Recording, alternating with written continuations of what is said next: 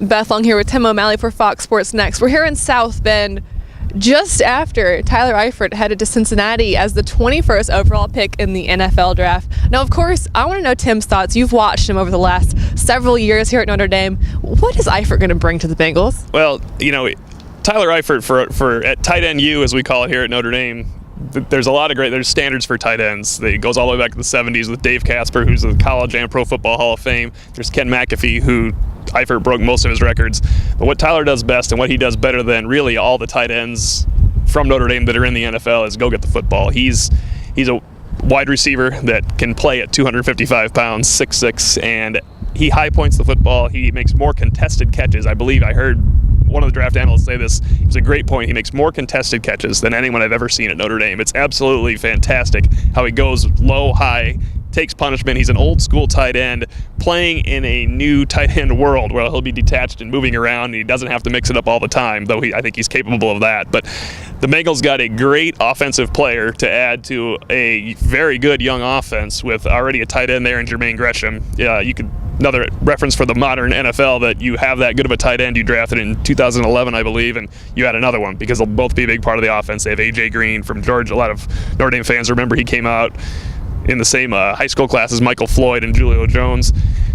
They have A.J. Green, and then Andy Dalton, of course, was, if not for all the great young quarterbacks last year, you'd heard more about Dalton. But Eifert joined a good situation, a playoff team. It's odd to say joining the Bengals is a good situation, but right now it's a playoff team, and he'll have a chance to compete right away, to play right away, and to contribute, and it's not all going to be on him.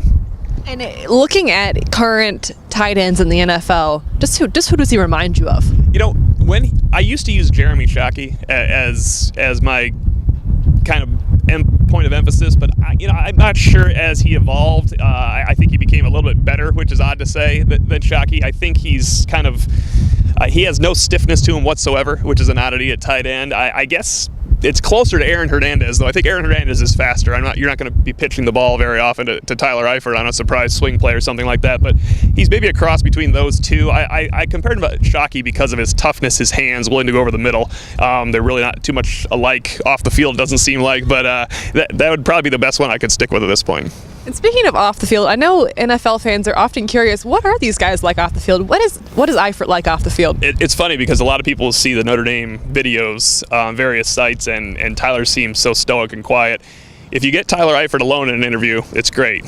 As he aged and as he started towing the company line, once you got about 6 or 7 guys around him, you heard the standard company line. But if you talk to Eifert about the right things, like maybe the Red Sox, he would open up, and that was good for me as a Red Sox fan. I know actually Tyler had maybe one of the funniest moments I've had interviewing somebody. He corrected me. Couldn't have felt dumber when I mentioned if he had a connection in the huddle with the quarterback, and as he said, well, we don't huddle.